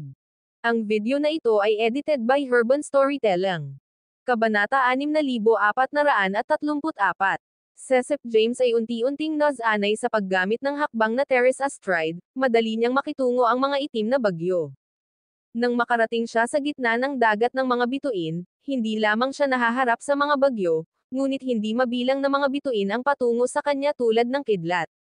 Ang mga malalaking bituin na ito ay may kapangyarihan upang sirain ang mga mundo. Mabilis sila, nakakagulat na mga tao. Nagulat, isinaaktibo ni James ang form ng Dawnblaze at dodged ito. Kasabay nito, ginamit niya ang hakbang na Terrace Astride upang magmadali. Siya ay walang takot. Tuwing pumasa siya sa isang lugar, siya ay tulad ng isang sinag ng ilaw sa Black Sea of Stars, na ginagawa ang hindi mabilang na mga bagyo at bituin na miss siya. Matapang siyang sumulong. Talagang pambihira siya. Tumawa si Hador at sinabing, naiinggit ako kay Yuka. Maaari siyang maging banal sa kanya. Pagkatapos, nakita niya ang mga bituin na nabigo na matumbok si James Rush sa kanya ng mabilis. Aalis ako. Tama, bulalas ni Hador bago tumakbo palayo. Gayunpaman, ayaw ng mga bituin na pakawalan siya. Para bang gusto nilang habulin siya sa lugar. Samantala, maaaring magamit ni James ang hakbang na Terrace Astride at ang form ng Dawnblaze ay mas natural. Kaya, mas madali niya ang mga bagyo at ang pag-atake ng mga bituin ng mas madali. Nang malapit na siyang lumakad sa itim na bola na puno ng lakas ng form ng labanan ng Marcy Ice, ang mga nakapalibot na lugar ay natahimik. Hindi kasama ang itim at puti na ilaw mula sa kanyang tunay na gintong katawan, napapaligiran siya ng kadiliman. Para bang inilagay siya sa walang katapusang kadiliman. Sa ganoong lugar, ang mga mata ay walang silbi. Kaya, maaari lamang magamit ni James ang kanyang kaguluhan sa yin-yang mga mata at i-maximize ang kanyang zen upang makita ang mga paggalaw sa paligid. Bigla, sa kanyang zen, hindi mabilang na mga bituin ang patungo sa kanya. Mabilis silang dumulas at pinalilibutan siya. Sumimangot si James. Inihanda niya ang kanyang sarili upang makitungo sa mga bituin. Ang kulay abo, itim, at puting kapangyarihan sa kanyang katawan ay nasa mataas na alerto. Inaasahan niya na ang mga bituin na umiikot sa paligid niya ay mabilis na salakayin siya kaagad, ngunit hindi nila ginawa. Sa halip, nabuo nila ang maraming mga ilusyon ng mga kalalakihan sa mga itim na damit. Matapos ang mga ilusyon na ito ay naging mga porma ng tao, mas mabilis silang pinaikot sa lahat ng uri ng mga tindig, paggalaw, at armas sa kanilang mga kamay. Nagbago din sila ng mga lugar. Sa huli, lahat sila ay nabuo ng isang malaking ilusyon. Nabigla si James, ngunit hindi siya naglakas loob na kumilos ng walang ingat. Pagkatapos ng lahat, hindi niya alam ang kanilang lakas.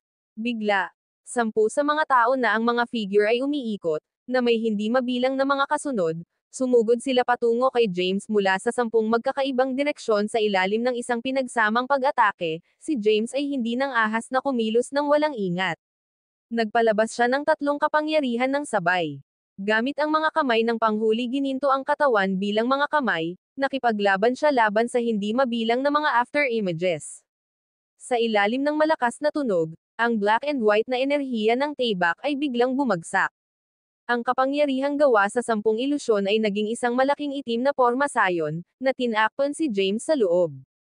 Nang maubos si James mula sa pakikitungo sa 10 ilusyon, hindi mabilang na mga ilusyon ang dumating sa kanya mula sa lahat ng direksyon. Ang ilan ay nasa kalangitan habang ang ilan ay nasa lupa. Pinalibutan nila si James at aatake siya. Nagulat si James. Ginamit niya ang kanyang mga binti at kamay, gamit ang hakbang na Terrace Astride at form ng Dawn Blaze sa matinding. Ginamit din niya ang kaguluhan ng yin-yang mga mata sa matinding. Kaya, ang kanyang mga mata ay pula na parang siya ay isang marahas na hayop. Nasugatan siya. Ang kanyang tunay na gintong katawan ay puno ng mga sugat at natatakpan ng dugo. Ito ay isang nakakatakot na eksena. Ang video na ito ay edited by Herban Storytelling. Kabanata 6435. Ito ay hindi nagtatapos. Bigla, nagagalit si James. Pumasok kaagad sa ikatlong form ng labanan ng Marcy Ice. Ang kanyang buhok ay naging kulay abo. Sa panghuli gininto ang katawan at gintong buto, ang kanyang kapangyarihan ay umabot sa matinding. Sa isang instant, tumaas ang bilis ni James. Una, inilipat niya ang kanyang kamay na gawa sa paghuhusga na side at inilagay ang lahat ng kanyang focus sa kapangyarihan ni Yin at Yang. Bumaril siya hanggang sa langit. Boom! Tumunog ang mga pagsabog ng bumaril si James sa langit. Kaya, ang mga ilusyon na nakapaligid kay James sa kalangitan ay napawi kaagad. Pagkatapos, sinakop ni James ang pinakamataas na lugar. Ang kanyang iba pang kamay ay naging masalimuot na demonyong tebak. Ang pag-iniksyon ng Marcy Ice Combat Form Power sa loob nito, iniwasan niya ito. Kaagad, ang hindi mabilang na mga energies ng gintong tebak ay lumitaw at sinaktan tulad ng mga meteors. Boom! Boom! Boom! Hindi mabilang na pagsabog ang tunog. Ang mga ilusyon sa lupa ay sumabog sa ilalim ng mga energies ng tebak na ito.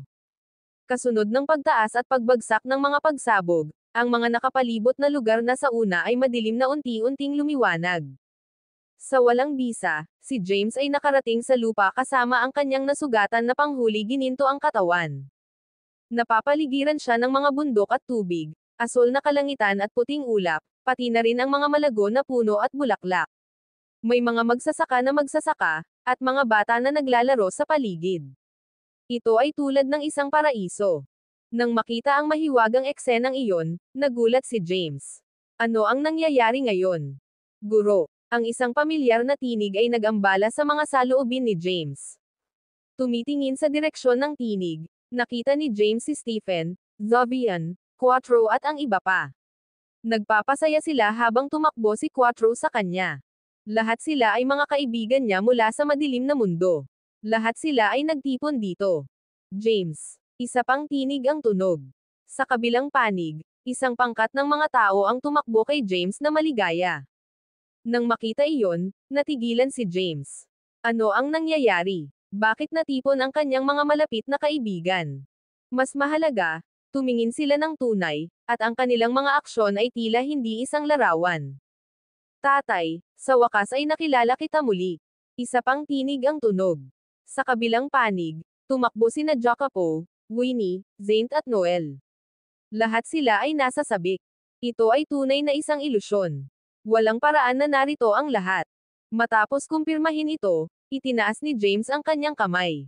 Ang Marcy Ice Combat Form Power ay lumusot, na sinusundan ng tunog ng pagsabog. Agad, pinigilan niya ang lahat na lumapit. Nang makita ang kanilang hindi kapani-pani walang mga ekspresyon, nag-iingat si James. Sino kayo? Dragon General, ito sa amin.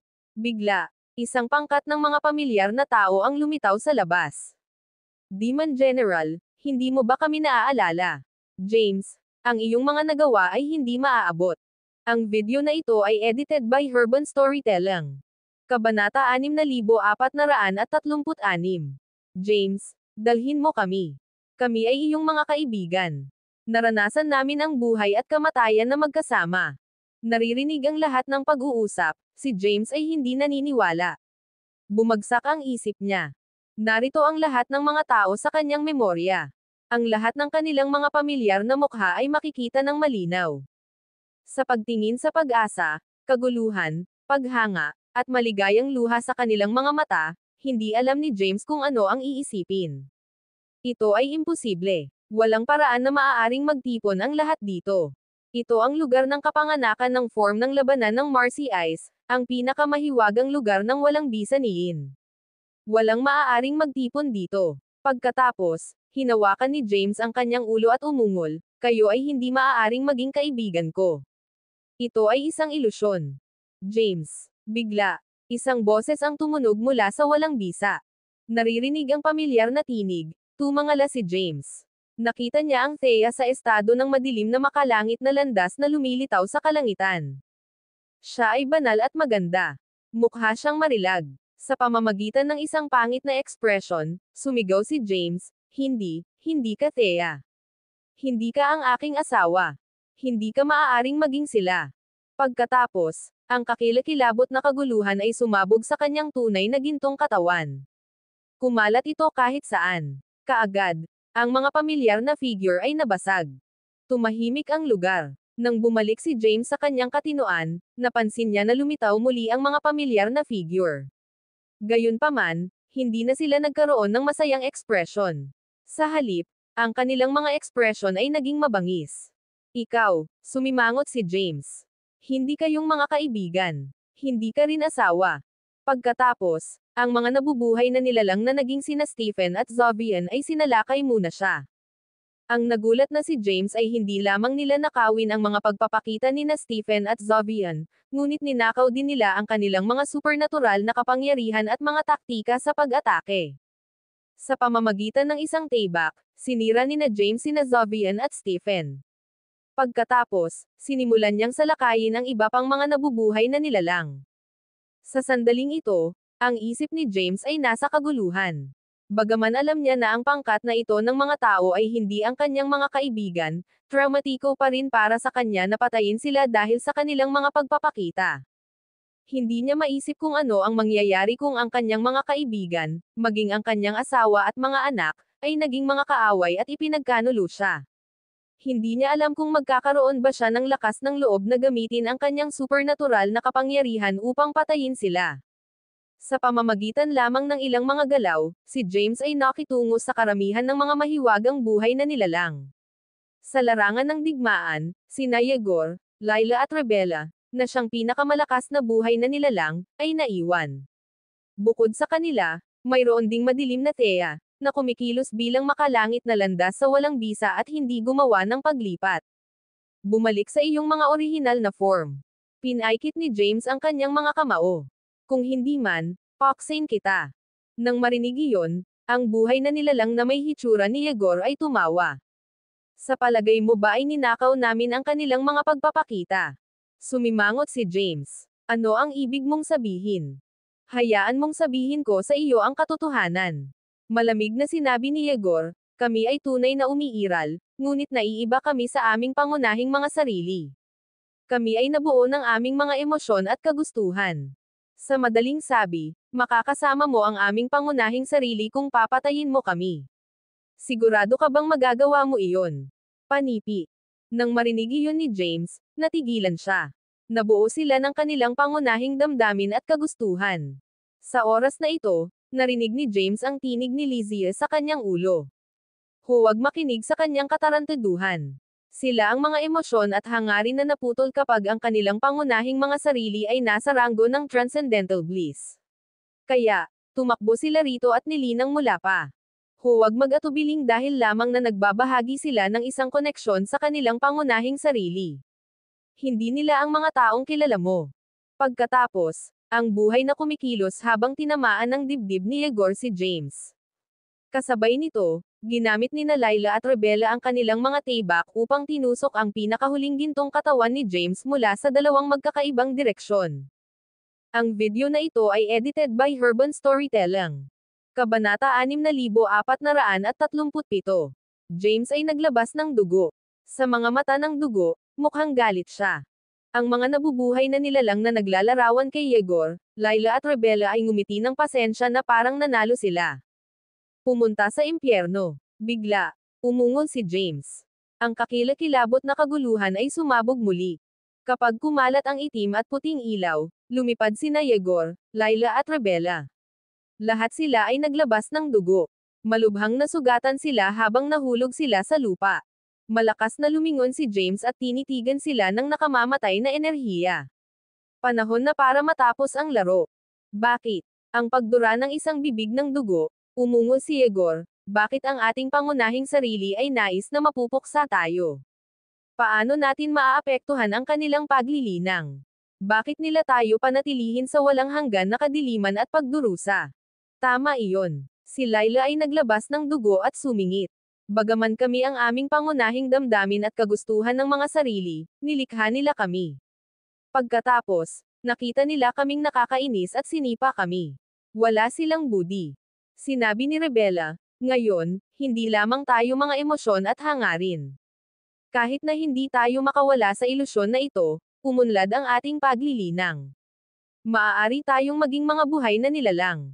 Naririnig ang kanilang mga pag-ungol, si James, na una nang napuno ng nakamamatay na enerhiya, ay natigilan. Sa oras na ito, ang Urs 1 Genesis Bell ay lumipad mula sa kanyang tunay na gintong katawan. Ito ay naging isang nakasisindak na ilaw ng ilaw. Kasunod ng tatlong malakas na tunog, sinira agad sina Yegor, Layla at Rebella. Namangha si James nang makita niya iyon. Hindi tumigil si Lizzie sa pagkontrol sa ilaw ng ilaw. Tumalikod siya at tumungo kay Thea na naging makalangit na landas sa kalangitan. Sa kalangitan, malapit nang maisaaktibo ni Thea ang kapangyarihan ng langit na landas nang tinusok ni Lizzie ang kanyang katawan ng nakakatakot na ilaw. James, ikaw ay walang awa. Hindi kita kailanman patatawarin, umungal si Thea. Pagkatapos, sumabog siya sa walang bisa at nawala. Nakakakita ng hindi mabilang na mga tao na alam ni James na nagmamadali kay James, si Lizzie ay hindi nag-atubiling. Matapos masira ang pekeng Thea ng makalangit na landas, naging hindi mabilang na mga ilaw ng tibak at nagtungo sa pangkat ng mga pamilyar na figure.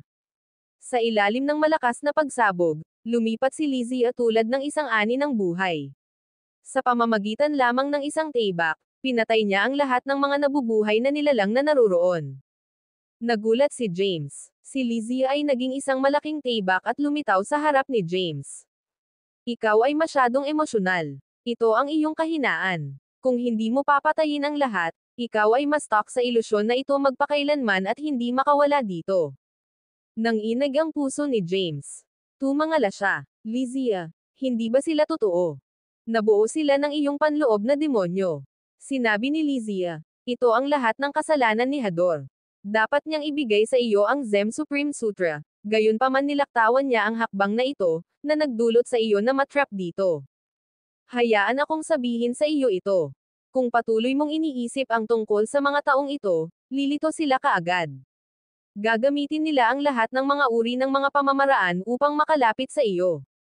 Pagkatapos, ilulunsad ka nila ng isang kritikal na pag-atake sa iyo. Ang iyong tunay na gintong katawan ay maaaring maging kapaki-pakinabang sa labas ng mundo, ngunit sa harap ng kanilang patuloy na pagbabago ng mga pagbabago, hindi ka maaaring ipagtanggol sa iyo. Matapos marinig ang mga salita ni Lizzie, huminga si James. Ito rin ba ay isang pagsubok? Siyempre, ipinaliwanag ni Lizzie, ang dahilan na hiniling ko sa iyo na malaman ang apat na supernatural na kapangyarihan sa mundo ng Ying ay dahil dito. Naaalala mo pa ba? Pagdating mo rito, ginamit mo ang Terrace Astride Step at Dawnblaze Form.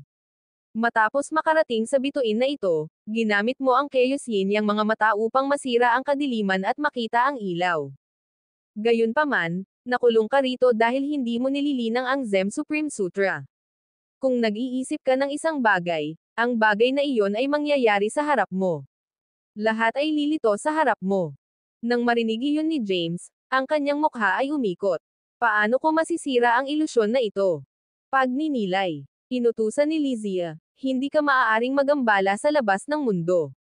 Kailangan mong patuloy na isipin na nais mong linangin ang kapangyarihan ng form ng labanan ng Marcy Ice sa rurok nito. Hindi ka maaaring mag-atubiling.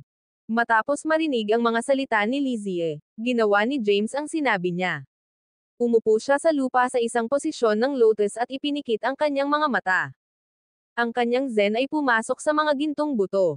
Nararapat ang mga pagbabago ng tatlong kapangyarihan, tinanggal niya ang lahat ng nakakagambalang mga saloobin. Di nagtagal, Tatlong kapangyarihan ang lumayo mula sa kanyang panghuli gintong katawan. Lumulutang sila sa itaas ng ulo ni James. Para bang nais nilang mag-fuse sa isa. Sa oras na ito, si Jacopo at ang iba pa ay lumitaw muli sa paligid ni James. Si Dark Thea ay kabilang sa kanila. Nang makita niya iyon, walang hininga si Lysia. Narito na sila muli. Ituturo ko sa kanila ang isang aralin ngayon. Pagkatapos, pinaihit niya muli ang Years 1 Genesis Bell sa isang ilaw ng ilaw. Kasunod ng malakas na tunog, sinira niya muli ang mga pamilyar na figure. Gayunpaman, habang sila ay nasira, higit pa at mas pamilyar na mga numero ay lumitaw sa walang bisa. Ito ay hindi kailanman. Bakit marami kang nakakagambalang mga saloobin? Bulalas ni Lysia. Pagkatapos, itinulak niya sina Hemore at Fennec mula sa lightsaber na gawa sa Years 1 Genesis Bell. Inatake ng tatlong espiritu ang lahat ng mga pamilyar na figure na nilikha ng nakakagambalang mga saloobin ni James. Nagsagawa sila ng massacre. Gayunpaman, napagtanto nila na mas maraming mga tao ang kanilang pinatay, nadagdagan ang bilang ng mga numero. Ito ay walang katapusang. Matapos patayin ang isang alon ng nakakagambala na mga saloobin, ginamit ni Lysia ang ilaw ng ilaw upang kumatok sa ulo ni James. Tumangala si James. Hayaan ang iyong ibon na ibon. Maaari mo lamang mapupuksa ang iyong mga saloobin at ang ilusyon na ito sa paligid niya, sabi ni Lysia. Pet bird. Sumimangot si James. Ibig mo bang sabihin Yuka? Hinimok ni Lysia. Magmadali ka, o hindi ka na makawala sa ilusyon na ito.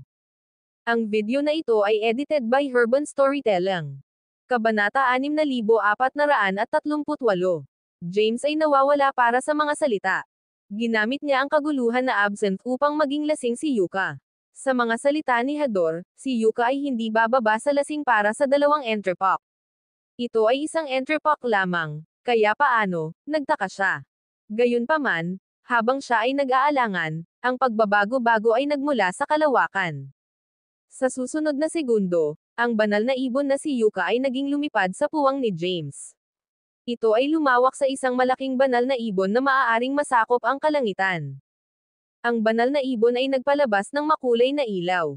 Ang pagkalat ng mga pakpak nito, lumipad ito sa paligid ng walang bisa. Ang aura nito ay malakas. Habang napuno ng ilaw ang lugar, ang mga ilusyon na nabubuhay na nilalang sa paligid ni James ay naging abo at usok. Nang makita iyon, nagulat si James. Hindi niya inaasahan na magising si Yuka at lumipad. Mas mahalaga, mayroong tulad ng isang mahiwagang epekto nang siya ay lumitaw. Ito ay tulad ng inaasahan ng ninuno ng mga lumilipad na nilalang na buhay. Sa oras na ito, ipinapaalala ni Lysia, sumakay sa kanya at masira ang ilusyon. Nilagdaan ni James na narinig niya iyon at agad na isinaaktibo ang form ng Dawnblaze. Pagkatapos, lumitaw siya sa likuran ng banal na ibon na orihinal na porma ni Yuka. Kinamumuhian kita, blurted Yuka. Maging mabuti. Tinapik siya ni James sa leeg.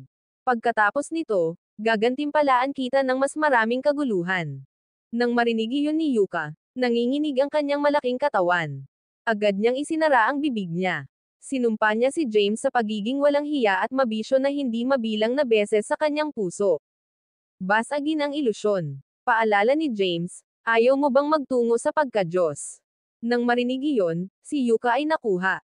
Noon lamang siya nag-flap ng kanyang mga pakpak at napuspos ang buong lugar na may asol na ilaw. Kasabay nito, hindi mabilang na mga taybak ang pumuno sa kalangitan at tumungo patungo sa mga nakapalibot na lugar. Kaya, ang mga ilusyon na nabubuhay na nilikha ni James ay sumire sa isang pangkat pagkatapos ng isa pa. Sa sandaling ito, si James ay nakaupo sa isang posisyon ng lotus sa likod ni Yuka. Napaikit ang kanyang mga mata. Ang kulay abo na kapangyarihang pangkasaysayan, itim na Marcy Ice Battle Form Power, at black and white na kapangyarihan ni Yin at Yang na lumayo mula sa kanyang katawan na umikot sa itaas ng kanyang ulo. Ang mga ito ay natatangi. Habang paulit-ulit ang kanyang nakakagambalang mga saloobin, paulit-ulit, maraming mga nabubuhay na nilalang.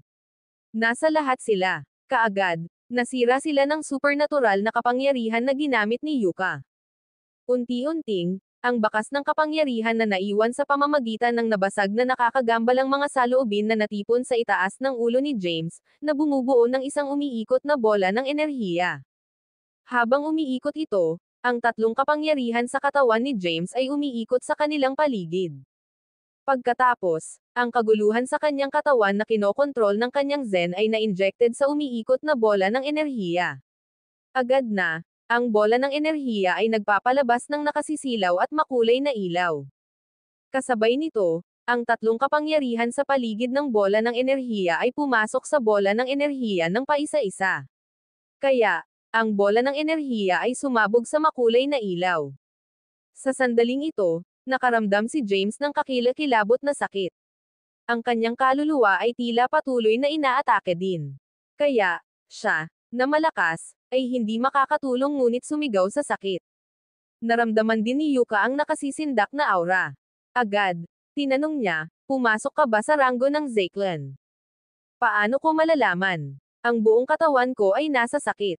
Nagmamadali si James, para bang ang buong katawan ko ay sesabog. Tiisin mo ito. Inutusan ni Yuka, tila papasok ka sa isa pang ranggo ng Zeklan dahil nag-fuse ka ng tatlong kapangyarihan. Hindi ka maaaring sumuko. Pagkatapos, binaril niya ang isang mas mayamang asol na ilaw at napuspos si James. Ang asol na kapangyarihan ay may epekto sa pagpapagaling. Binawasan nito ang sakit ni James. Kaya, sinubukan ni James ang kanyang makakaya upang matiis ito. Ang video na ito ay edited by Herban Storytelling. Kabanata 6439. Nang ang mahiwagang kapangyarihan ay pumasok sa 8 pambihirang meridian ni James, sa ilalim ng pagkakaisa ng magulong kakanyahan na kumakalat mula sa gintong buto, na may kaguluhan na kumakalat mula sa gintong buto, si James ay unti-unting kumalma. Ang kakilakilabot na sakit sa wakas ay hamupa. Ang asol na ilaw na sumulpot kay James ay nawala. Pagkatapos, ikinakalat niya ang kanyang mga braso. Sa panghuling katawan ng Holden, isang makapangyarihan at matinding kapangyarihan ng ilaw na kumalat sa lahat ng mga direksyon. Tumungo ito patungo sa basag na pader ng espasyo ng ilusyon. Kasunod ng tunog ng isang malakas na boom, sumabog ang puwang. Ang lupa at bundok ay nanginginig. Mabilis na nagbago ang hangin, nanginginig ang lugar. Nagtagumpay ka sa pag-abot sa ranggo ng Zeklan. Masayang pinalakpakan ni Lizia. Binabati kita. Nang marinig iyon, dahan daw ang itinaas ni James ang kanyang mga kamay. Sa pagtingin sa ilaw na gumagalaw sa buong katawan niya, nasasabik siya. Ito ba ang ranggo ng Zeklan? Sa wakas ay naabot na niya ang ranggo na ito. Ilan ang mga powerhouse mula sa Genesis World pa rin ang kanyang tugma. Binabati kita, biglang sabi ni Yuka, ngunit kinamumuhian ko pa rin kita. Ngumiti si James. Sa pamamagitan ng isang grab, isang bote ng kaguluhan na si Absinthe ay lumitaw sa kanyang kamay. Sa pagtingin dito, sumigaw si Yuka sa takot, ayoko. Hindi ko ito maiinom. Huwag kang maglakas loob na lasing ulit ako. Sinabi ni James, ito ang iyong gantimpala. Panipi. Bigla. Sumigaw si Yuka, James, walang pasasalamat ka. Sinira ko ang ilusyon para sa iyo, gayon pa man ikaw, ha? Basagin ang ilusyon. Nang marinig iyon ni James, itinaas niya ang kanyang ulo at tiningnan ang kanyang paligid. Napansin niya na nawala ang mga sandali sa kapaligiran. Pinalitan nito ng mga bundok at tubig, pati na rin ang asol na langit at puting ulap. Maganda ang tanawin. Mas mahalaga, nakita ni James ang isang mahiwagang tao sa isang itim na balabal at isang sombrero ng sapa. Tahimik siya. Hindi siya naglabas ng aura, ngunit mukhang prestihiyoso siya. Para bang alam niya ang lahat, at ang lahat ay hindi nauugnay sa kanya. Siya ba ang Grand Supernatural sa ika-4 na form ng labanan ng Marcy Ice na hinahanap ni James? Sa pag-iisip nito, tinapik ni James si Yuka sa leeg. Bumaba na ngayon. Sinasaktan mo ako, reklamo ni Yuka. Pagkatapos, sinaksak niya ang kanyang mga pakpak at lumapag sa lupa. Matapos bumaba si James mula sa kanyang likuran, agad siyang naging anyo ng tao. May gusto siyang sabihin nang makita niya si James na sumugod sa mahiwagang tao, ngunit pinigilan. Hindi masama. Sa oras na ito, ang isang ilusyon na figure ng isang maliit na batang babae na nagpapalabas ng 3 kulay na ilaw ay lumitaw sa likuran ni Yuka. Ang figure ay tinapik sa kanyang balikat. Nang lumingon si Yuka, nagulat siya. Ikaw, sa kanyang mga kamay sa likuran niya, sinabi ni Lizzie na nanghihina, mag-usap sa akin ng magalang. Pangalawang katawan ko ng master. Sumiksik si Yuka. Sakto nang siya ay matumbok si Lizzie. Ang huli ay naging isang makulay na balabal. Agad, si Yuka ay nakatali. Mayroon ka bang nais na kamatayan? Galit na galit si Yuka. Nakangiti si Lizzie at sinabing, subukan mong malaya. Kung kaya mo, pa rin. Panipi. Galit si Yuka. Ginamit niya ang lahat ng kanyang lakas upang malaya, ngunit hindi pa rin siya makakaya. Sa huli, masasabi lamang niya, James, kontrolin ang iyong alaga. Sa sandaling ito, si James, na papalapit sa mahiwagang tao, ay nabigla ng kanyang tinig. Habang tahimik ang pagmumura, malapit na siyang lumingon nang makita niya ang mahiwagang tao na lumingon ang kanyang ulo. Ang video na ito ay edited by Herban Storytelling. Kabanata 6440. Ang lalaki ay may gwapong mukha. Siya ay tila nasa edad na 30 at hindi tinatablan ng mga pagnanasa. Samantala, nakakatakot ang kanyang tingin. Awkwardly, sinabi ni James, Sir, ako. Sir, mukha ba akong matanda? Tanong ng misteryosong lalaki. Natigilan si James. Tapos, awkward siyang tumawa. Bago pa man siya makatapos ng pagsasalita ay winagayway na ng misteryosong lalaki ang kanyang kamay at pinutol ito. Sige, sabihin mo lang ang pangalan ko. Namula ang mukha ni James. Mr. Yanni. Napatingin ang misteryosong lalaki sa sapa. Huminga siya ng malalim at nanatiling tahimik. Pagtingin sa kanya, gustong ipagpatuloy ni James ang pagsasalita. Gayunpaman, pinigilan niya ang sarili. Sa oras na ito, sumigaw si Yuka, James, wala ka bang pakialam, o dahil ba hindi mo makontrol ang maldita na kampanang ito? Nang marinig iyon, natahimik si James. Itinaas niya ang kanyang kamay at inilagay sa kalawakan sina Yuka at Lizzie, na nakatali sa kanya. Nang maging dalawang sinag ng liwanag sina Yuka at Lizzie at pumasok sa ultimate golden body ni James, isang misteryosong itim na enerhiya ang nagpahinto sa kanila. Sa susunod na segundo, kasunod ng dalawang malalakas na putok, si Yuka at ang ilusyon na si Lizzie ay napunta sa ibaba ni James. Nang makita iyon, natigilan si James. Ito ba ang lakas ng nagtatag ng Marcy Ice Combat Form? Maaari niyang pigilan ang isang tao na panatilihin ang kanilang pangalawang katawan at alagang hayop. Kung ito ay isang clone o isang supernatural divine tool, hindi ba ito maaagaw? Ito ay napakaraming taon. Napabuntong hininga ang misteryosong lalaki. Hindi pa naging ganito kasigla. Hayaan silang manatili sa labas. Nang marinig iyon, magsasalita na sana si James nang sumigaw si Yuka, Lord Yanni. Tila natakot si Lizzie sa misteryosong lalaki. Mabilis siyang nagtago sa likod ni James. Sa oras na ito, sinulyapan ng misteryosong lalaki si Yuka na nakaluhod sa lupa. Ang ninuno ng lumilipad na buhay na nilalang, Yuka. Oo, nagmamadaling tumanggo si Yuka bilang paggalang. Pagbati, Panginoon Yanni. Pagkatapos, yumuko siya sa Yanni. Tumanggo si Yanni. Pagkatapos, nagpaputok siya ng nakakatakot na itim na ilaw patungo kay Yuka at nilamon siya. Sa sumunod na segundo, isang sinag ng makulay na liwanag ang bumungad sa Yuka. Naging malakas ang aura niya.